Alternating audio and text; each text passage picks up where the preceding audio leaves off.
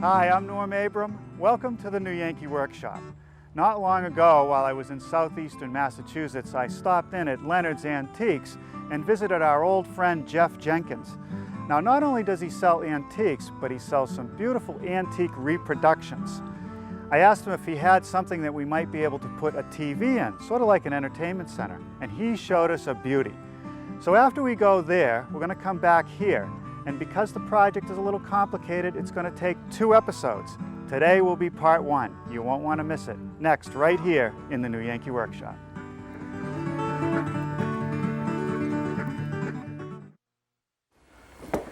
But Jeff, do you get much call from people that want a cupboard to put their TV in and all the related video equipment? Next to king-size beds, Norm, that's probably the second most asked question. Really? What we do is things like armoires. We outfit them for electronics. You know, armoires are so big, I just can't imagine trying to haul a piece like that up to a second-floor bedroom. Can be tricky. Here's this little smaller one, a French faux bamboo one. That's nice, with a mirror on the front. Yeah. This is an English one, drawers below. Now see, I like this because the drawers give you a place to store and organize videotapes and DVDs, and you can get at them easily. But the problem with these antiques is that the doors, they don't swing out of the way. They're always flopping around. Yeah. And with today's TVs that are huge, they're never deep enough. I mean, that's only 17 inches. That's not going to take a big screen TV. And I imagine this is not inexpensive. I'm not sure. It's $10,500. Is that a problem? That's a lot. So what do you do? Well, what we've done, we've dealt with this before. We take the idea of a chest and a cupboard, reproportioned it for today's electronics, and I happen to have one over on the repro side. I'd love to see that. Sure. So what species of wood would you use for a cupboard like this? Well, most were made in mahogany, and you could still use that. I prefer cherry, pine, maple, or how about tiger maple? Ah, nice. Recognize the bed? You sure do. This is the 4-poster canopy we built. Right. All set up with the linens. It looks great. We're very happy with this bed. This looks like it's got just the right proportions. We've got the chest with the cupboard above. That'll hold all the things you don't want people to see, tapes, wires, just about anything, and cupboard above for your television. And you've got some nice hinges that allow the door to swing all the way around, so it's out of the way. Right out of the way. You can sit anywhere in the room and look at the television. And you've made it in 2 pieces, so it's easier to move around. Yes, just screw it together when you get it in place. The shelves are adjustable, so you can drop the bottom shelf down right on top of your players or whatever boxes you might have to run the television. The shelf above would be lowered to the top of the television. At home, I've used leather books surrounding it, so the idea is to be just as good looking open as it is closed. Yeah, and that's why the inside is all nicely finished. Let's check out the depth on this. 20 inches, that'll handle just about any of the new TVs. Real, just about anything. Nice. I'll take a few more measurements. Right. If you like it, Norm, be my guest. Well, here it is, our version of the media press. Media, because we're going to put a TV inside. And press, because the piece was inspired by an old linen press, where they would take folded linens and store them on shelves. Now, there's adjustable shelves in the upper section, and down below, 4 good-sized drawers for all the DVDs and CDs and things associated with media. The piece is made up of solid maple and some maple veneer plywood. If you'd like to build your own version of the media press, a measure drawing is available with the materials list, and you'll hear more about that before the program ends. Now, I want to start with the lower case. This piece is actually built in 2 sections so that it's easy to move around. And if I pull out the drawer, you can see that there's a frame in here. It's made out of plywood, it supports the drawer, and it ties in the sides. Those frames are made up of birch plywood, which has been ripped to width, and they're connected with a tongue and groove joint. I want to make the groove first, so I've set up the dado, and what I'll do is run the piece through, turn it around, run it through again, centering the groove. But before we use any power tools, let's talk about shop safety. Be sure to read, understand, and follow all the safety rules that come with your power tools. Knowing how to use your power tools properly will greatly reduce the risk of personal injury. And remember this, there is no more important safety rule than to wear these safety glasses.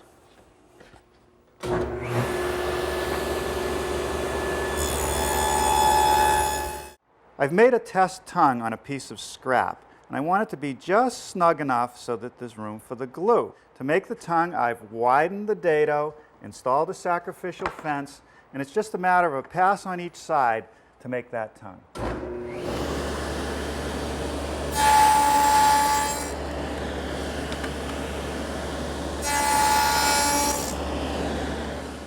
Well, now we're going to connect the pieces with some glue. Now the clamps are just to pull the joints tightly together while I check it for square. The diagonals are equal, so now I can pin it with some brads. Here are the sides for that base cabinet, and I'm laying out for the dust frame grooves. I want to make sure that they're absolutely aligned. So I'm using a piece of scrap plywood to transfer the line from one panel to the other.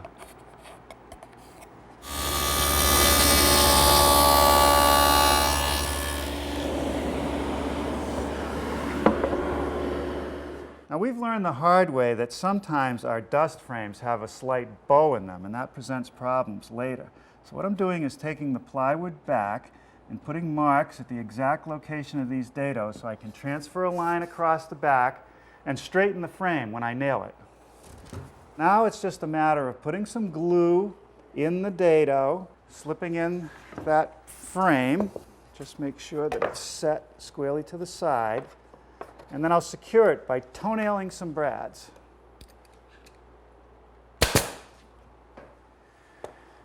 Now it's a matter of taking what I've built so far, flipping the whole assembly over, trying to get it in all the grooves of the other side.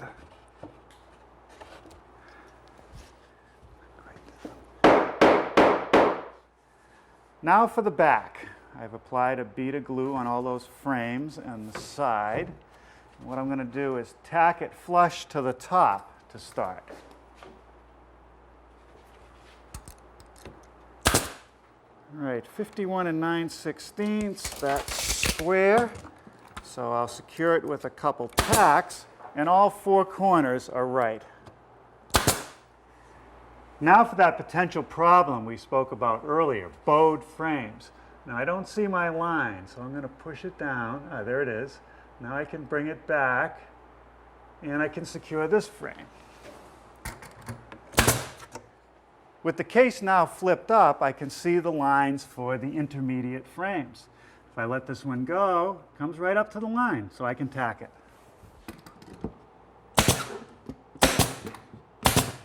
All right, one more frame. I don't even see the line on this top one, but if I take a clamp and go to the one that's already fixed, I can just crank it down. See, it's bowed. There's the line. Now I can secure it. Now if you think we're being fussy, if I don't straighten these frames now, the drawers won't fit, and then I'll have to modify them, and that's a pain. Well, while I still have the dado set up, I want to build the basic box of the upper section of our media press. The last thing we did for the bottom was to make a rabbet for the plywood back, so let's do that first.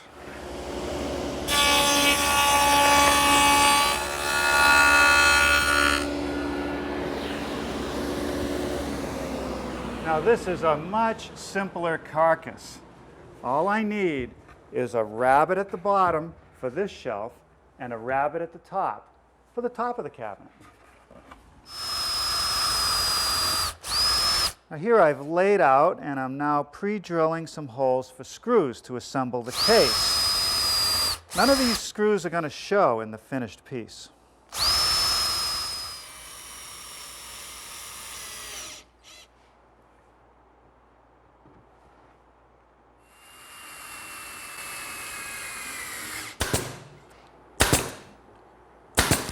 Okay, that should do it.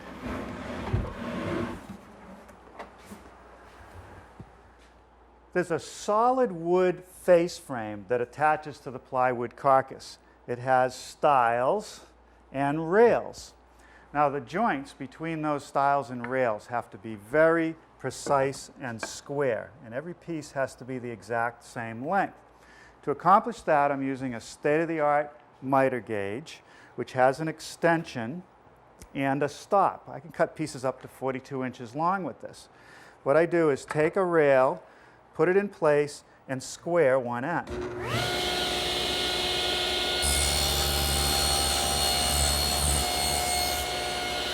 With that end square, I can flip it around, drop the stop, slide it up against it,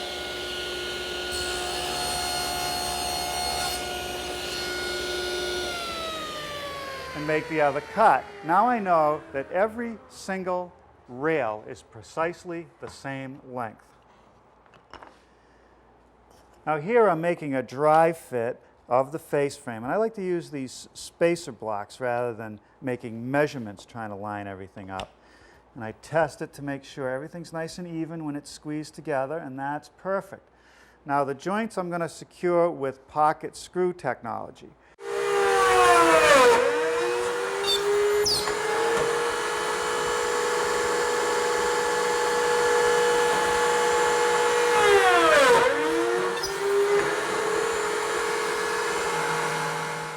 I'm going to add a little glue, although the glue doesn't add much strength to this joint. It's all in the screws. And what I like to do is just clamp the two pieces so that I know the surfaces are flush. It's easier to hold. And then the screw is a special screw. It's a pan head with a self-drilling tip, and that works great in this hardwood.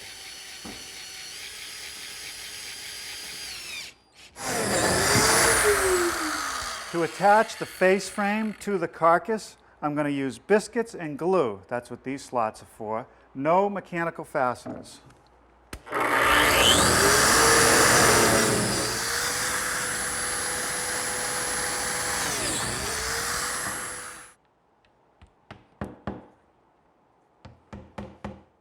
Well, now we'll see if it all fits together. And when I get it in place, I'll clamp it. All right, with everything clamped up, we'll let it set up overnight. We'll get back to this project tomorrow. That's what I want, nice and smooth and even. Now these strips of poplar are important. They go on top of those plywood frames, just about flush with the stile, and that's going to guide the side of the drawer so that it goes in and out of the case straight. How often have you seen someone trying to pull a drawer or put it into an antique and it's cockeyed and wedged? It's often because these guides are either missing or they were never there.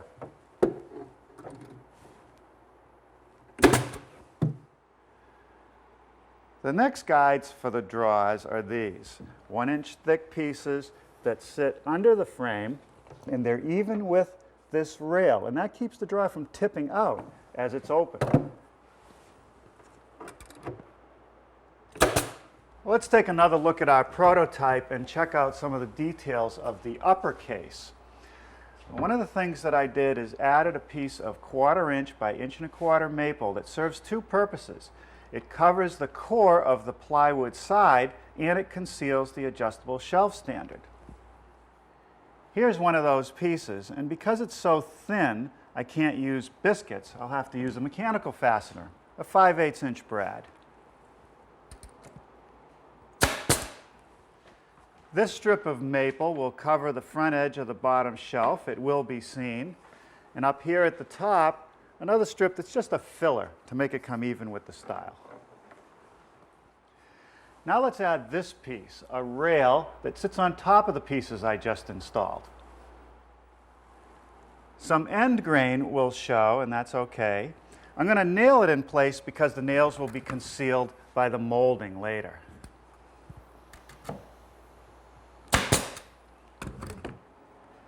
The next piece to add goes behind that rail that I just installed, and it's going to act as a stop for the doors. Now to set the distance, I'm just using a scrap of MDF that's a 1/2 inch thick.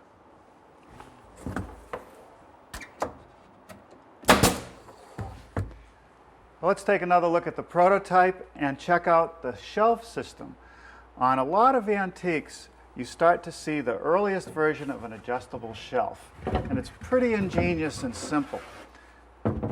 It's a set of standards with these cross cleats, which you can move from one location to another, and the standard is simply notched every 3 inches on center to give you that variation. It's simple and it works great. The standards start out as some 1/2 inch thick, 1 1/4 wide pieces of maple. I'm going to gang them together. So I'm just going to slide them up against my fence, take a square, line them up, and then put a spring clamp on them, one on each end. And for good measure, I'm going to wrap some masking tape on the ends just to hold them in place.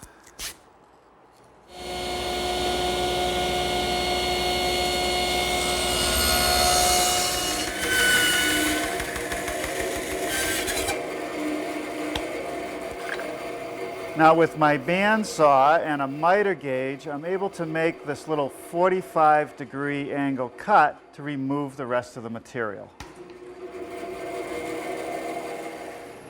Now here I'm just drilling a through hole with a counterbore for the screws that we'll use to attach the standards. I'm using screws to attach these standards to make it easier when I get to the finishing room. I want to take these off. It would be difficult to stain around all these notches. When it's finished, I'll reinstall them, and then I'll plug these holes with some bungs. These horizontal supports are just clipped at 45 degrees, and they simply sit in the notches. Now for a couple shelves. 3/4 inch birch plywood, and I have to make a notch at each back corner to fit around the standard.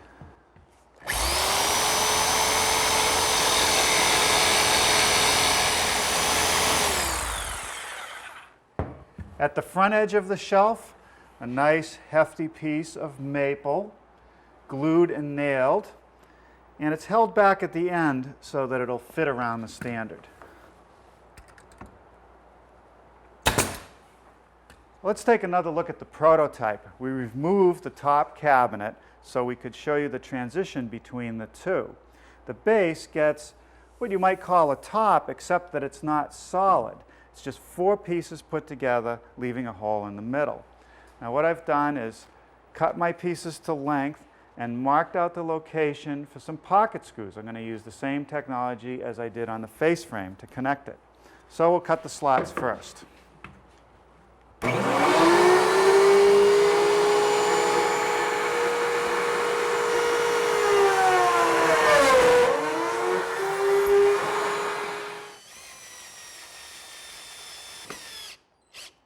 Now note that we're using square drive screws here. There's less chance of the bit slipping with this type of head. For the edge detail of this assembly, I need to cut a profile that has a cove and then a roundover. I'll do that at the router table.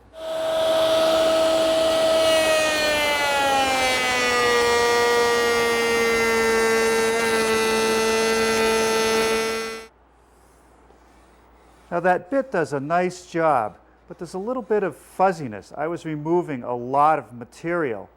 So what I'm going to do is raise the bit just a fraction and make a cleaning pass.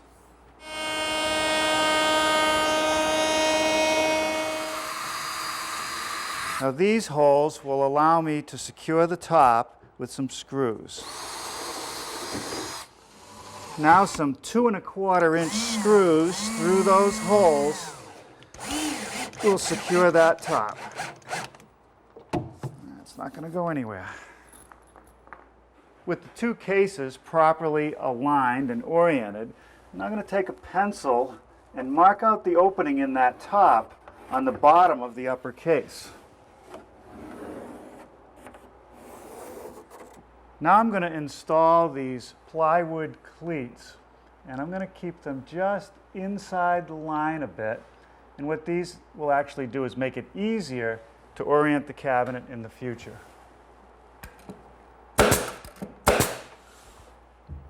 All let's see if we can get this thing on here. All right. That makes it easy to set it in place. Now it's time to start working on the cornice molding. We need to make some of this. It's a nice molding. It has a thumbnail at the top, a little step down, a very deep cove, and then a little step here. To mill it, I'm going to use this molding machine. I faxed the profile that I wanted up to our knife cutter. They cut the knives and had them back to me in about 24 hours, and I've mounted those in the machine. Now, the machine cannot take all this material away in one pass. We have to do some work first to the raw material, which is this 2x4 maple. And what I want to do is make a couple bevel cuts so that I begin to reduce the amount of material that that knife is going to have to carve away. So I've set the saw blade at 30 degrees, and I'm going to run the piece through on edge.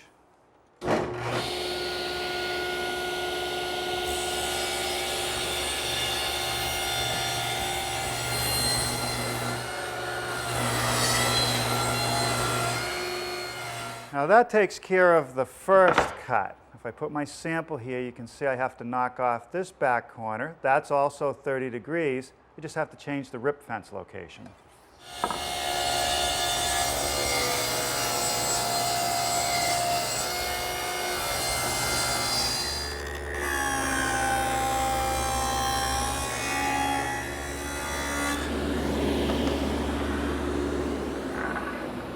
Now I've set up my dado, and I'll probably make about 3 passes to remove even more material before we head over to the molder. Well, that's all the material that I can remove at the table saw. Now I have to set up this fixture. I need something to guide the material under that knife, otherwise it'll wander side to side.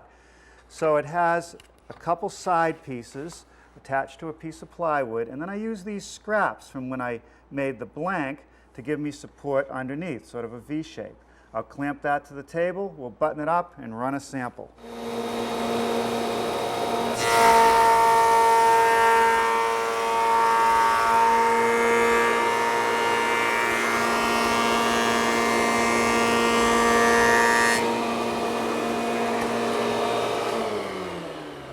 All right, there's my test piece. That looks pretty good. Now we can run our stock through.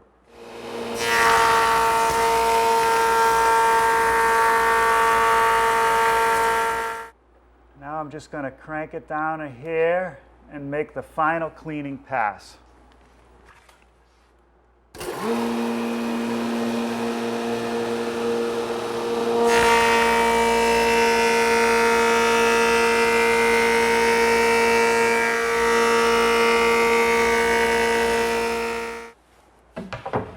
All right, we're making some progress. Next time, we'll install that cornice molding. Then I'll make a bead that's going to wrap the bottom edge. We'll build our panel doors, and we'll work on these drawers, which have all dovetail joinery. We'll install the brasses on the drawer fronts. Down here, we have a molding to make that we can do on our router table.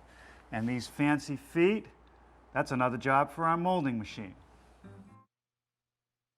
Now, what I want to do today is come back to the base and start working on the feet. And what I do is mold a piece. Here's one of the ones for the one we're working on today. Cut out its decorative shape. Then I miter the corners and pre-assemble them before I attach them to the cabinet. Now, to mill this, I need to start working with a blank of material, a piece of 5/4 stock. I've laid out the material I want to remove. And my molder is not able to take all of that off in one pass. So what I want to do is go to the dado and remove some of this material. But before we use any power tools, let's talk about shop safety. Be sure to read, understand, and follow all the safety rules that come with your power tools. Knowing how to use your power tools properly will greatly reduce the risk of personal injury. And remember this, there is no more important safety rule than to wear these safety glasses.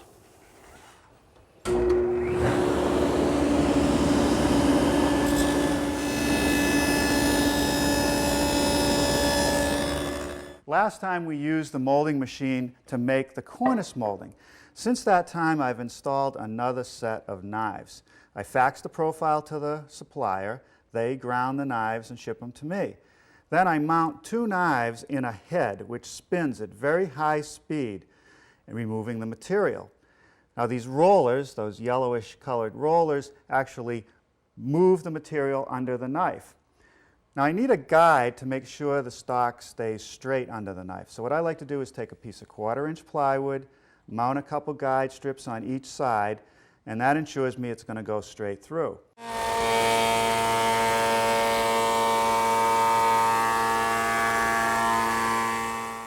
Well, now that I have a blank, I can lay it out.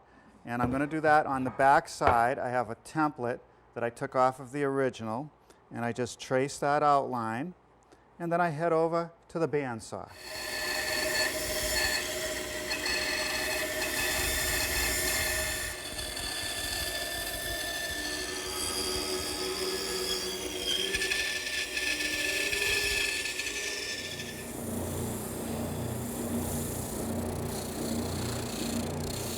For the areas that the spindle sander can't get, a little handwork will take care of that.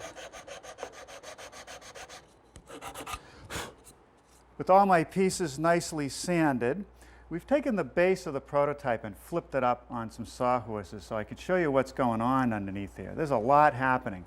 There are some plywood fillers to bring it even with the face frame. There are these poplar blocks which attach the foot assembly to the carcass. And in the corner, there's this post, which is sort of like a glue block, but it's longer than the foot assembly. That way, when you slide the piece around or when it's resting in place, the pressure is on the post rather than the decorative element. Now, the first thing I want to do is make this miter cut, and I want it to be very crisp, and I want no gaps, no filler allowed. Everyone's eye is going to go right to that first. I've tilted my saw blade to 45 degrees. Now I'll leave about a 1/16 of an inch beyond the line, and then I'll sweeten it with a second pass.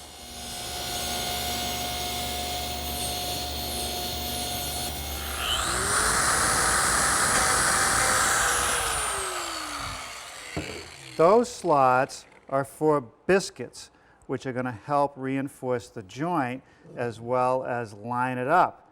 Now I can glue it together. A little bit of glue in the slot and the biscuit. Now I'll apply some glue over the entire joint. And when I put it together, I'm just going to tack it with a couple brads.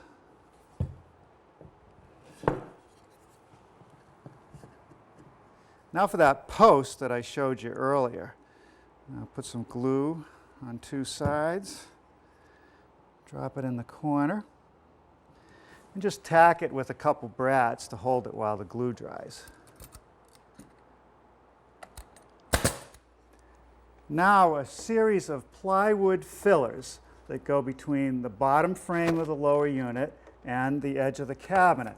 Just gives me a broader base to attach the other pieces.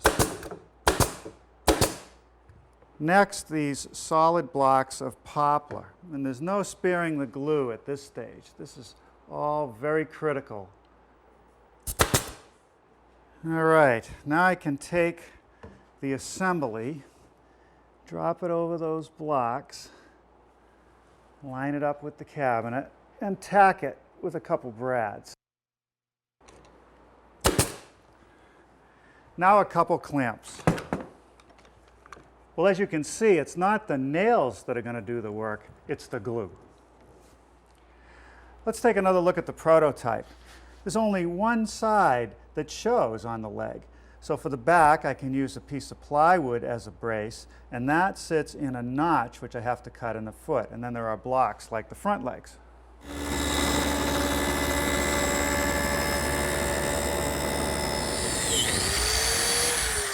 Now these are the plywood braces, and I'm making a slot for a biscuit to attach it to the frame. And that's the corresponding slot.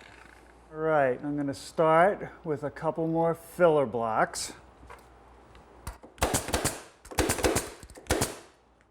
All right, now a biscuit in the slot Slip that into place and tack it.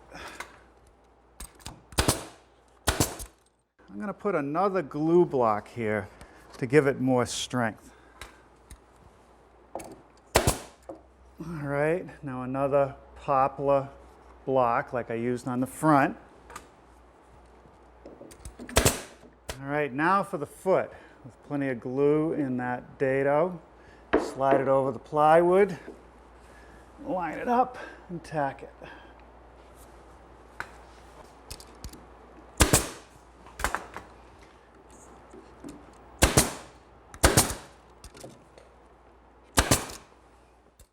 There's a molding that sits on top of those feet. We'll make that at the router table.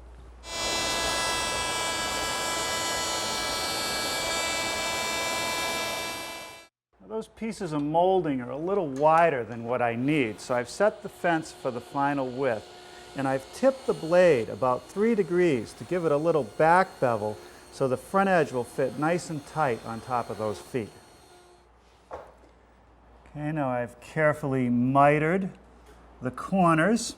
A little bit of glue on the back and some brads will hold it in place. So that trims it up nicely. A little sanding to smooth it out. Now it's time to build some drawers. One change that we're going to make to the project is with these drawers. I made the sides and bottom out of pre-finished plywood, but I left the laminations exposed, and that's a giveaway that it's a modern piece. So we're going to treat those edges with some edge banding, thin pieces of wood that have an adhesive applied to the back. I can activate that adhesive with heat. And in this case, I'm just going to use a simple iron and just press it on.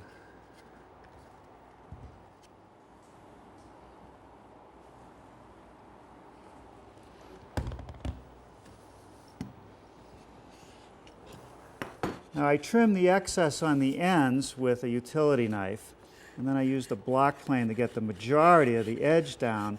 Now I just use this little trimmer to get it flush, and then I'll just sand it to smooth it up.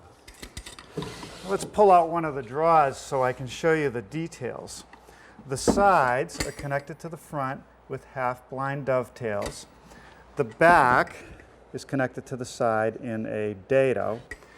And all 4 pieces have a groove to pick up the plywood bottom. I've set up the dado for a 1/4 inch width, and we'll run that groove for the bottom first.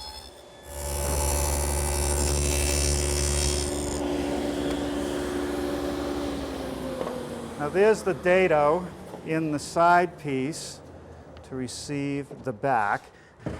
Now notice the front of the drawer. It's an overlay drawer front, which means it has a rabbet on each end and across the top. So what I've done is installed my sacrificial fence, which covers part of the blade so that I can make that rabbet.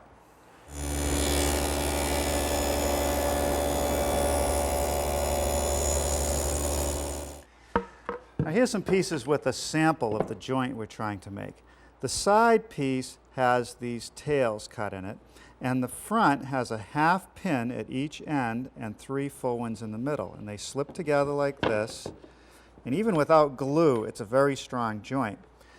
Now I'm going to use a dovetailing machine, and we've used this several times.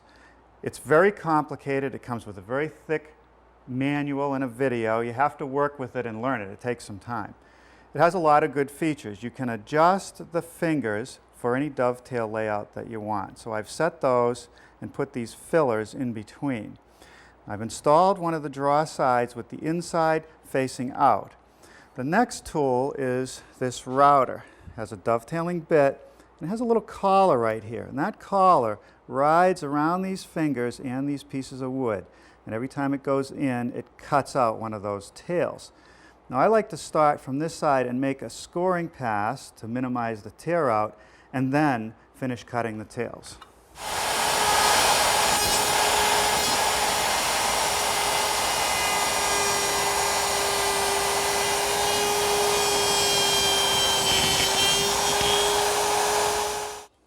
All right, that's good. Now we'll move to the other end of the jig and do the other side.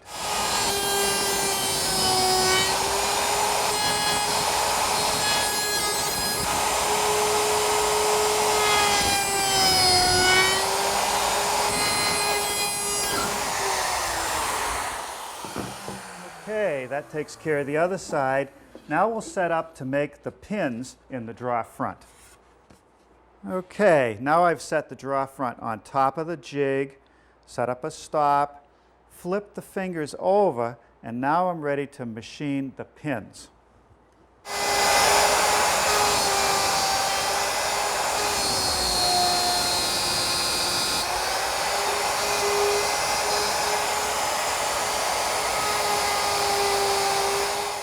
Now let's see how we did. That's going to fit great. Now let's do the other end.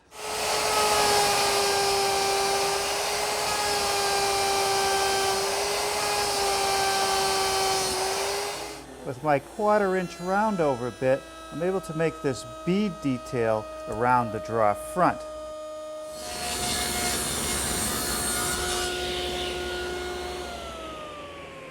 Now here I've reduced the height of the back piece by 1/8 of an inch. I want the draw to run on its side pieces. I don't want it to run on the back where it might catch. Now I just spread a thin coat of glue and tap them together.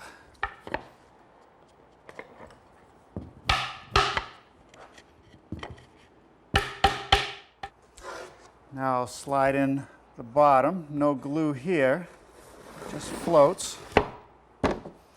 And then I can slip in the back piece and nail it up.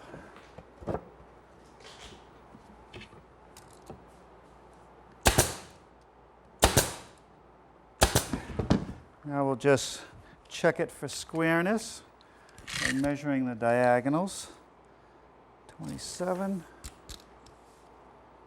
27, that's good. Let's check it for fit.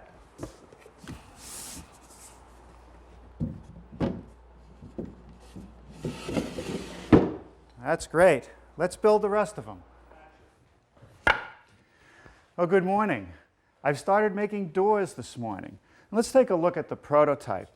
You'll notice that these stiles are all the same width so that it's very symmetrical. These are flat panel doors. The right-hand door has a key latch which keeps it closed. The left-hand door has these slide bolts. Now the design calls for the doors to overlap with this rabbeted joint. So on the left door I have to rabbet the inside, which means I need a wide stile. And on the right door I simply rabbet the inside. Now over here I have the right-hand door all built. It's not glued yet. And here are the rails and stiles for our left-hand door. The first thing that I want to do is make that bead detail that goes around all the pieces. And we'll do that at the router table. I'm using a 1/4-inch beading bit to make that detail. And the important thing is that as I run this piece through, I want to make sure it doesn't ride up. It'll ruin the bead. So I'll install a featherboard.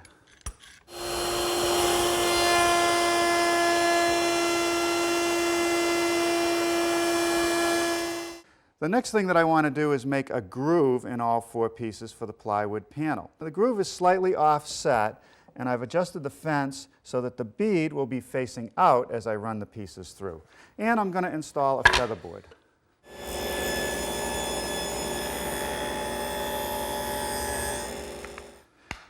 Let's take another look at my sample of the door parts. The rails have a tenon. The stiles have a mortise into which that tenon goes.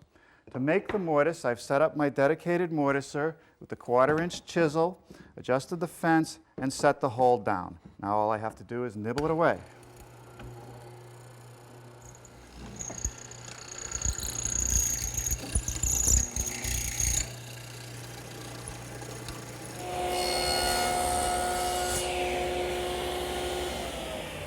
Now that's the first of the shoulder cuts to form the tenons. Now I'll make an adjustment, test it, and make the final cuts.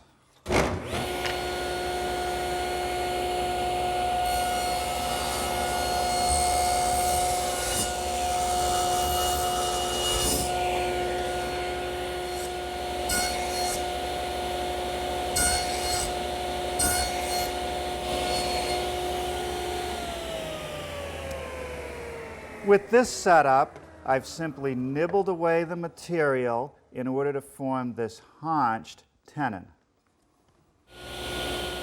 Here, of course, are our cheek cuts done with our tenoning jig. The next part of the operation is the delicate part. I need to make a little miter and remove the bead from the stile and clip the corner on the rail so that I get a nice tight fit. I've set up to make the miter on the stiles first. I have a stop block and my blade is tipped to 45 degrees.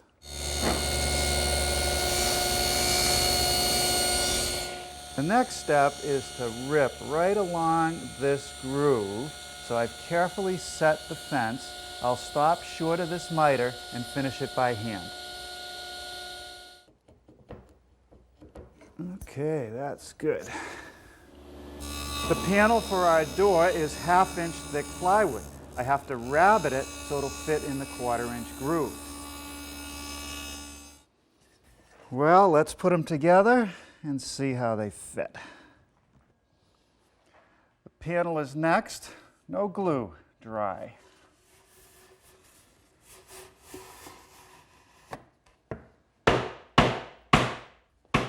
All right, we'll set this aside and go back to work on the cornice.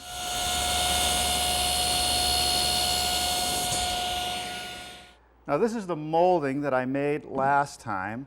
I've mitered a couple pieces for this first corner. I like to nail one piece on so it makes it easier to hold the other piece as I mark the other end. Now that fits pretty well, so while I hold it at the miter, I'll mark the other end.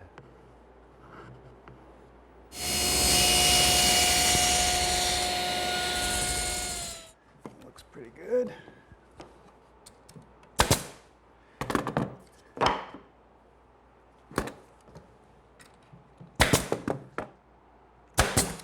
All right, now we'll wrap it with a little bead.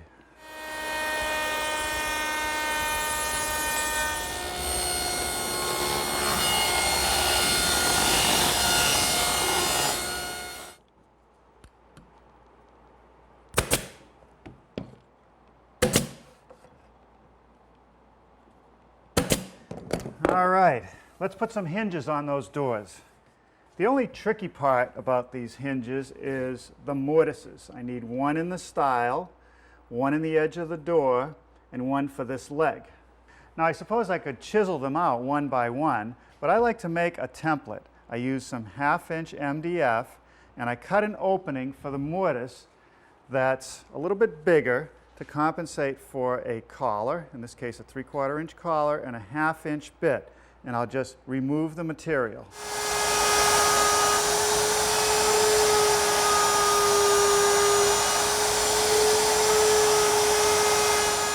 Now we'll mount the hinge on the carcass.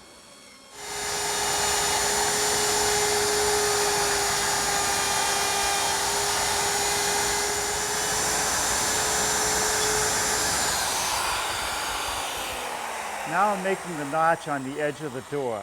Another jig, same width of opening, but it's deeper.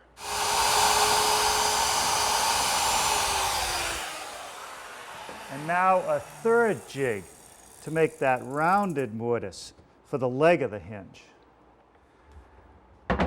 Now with both doors hinged, I can now calculate my rabbet.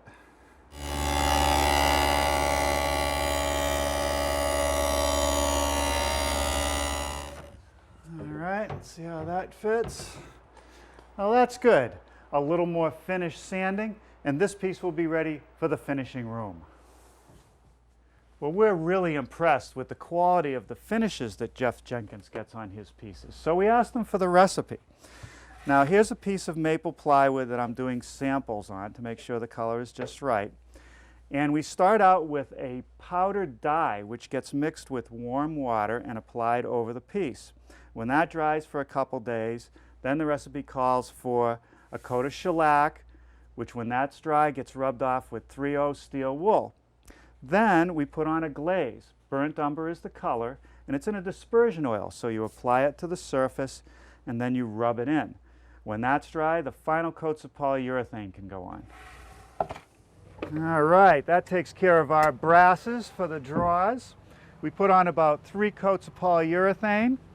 These adjustable shelves will make it easy to set any size TV in there, and when you don't want to see the TV, it's just a matter of closing up these doors. This is a handsome and useful piece, a great way to watch the new Yankee workshop, so I hope that you'll build one for your home. Now let me show you what we're going to build next time. A wooden flagpole, 22 feet tall, made out of Douglas fir that's been laminated together. It'll have a gold ball covered in gold leaf on the top and a sturdy iron anchor to hold it in the ground. That's next time, right here in the new Yankee workshop.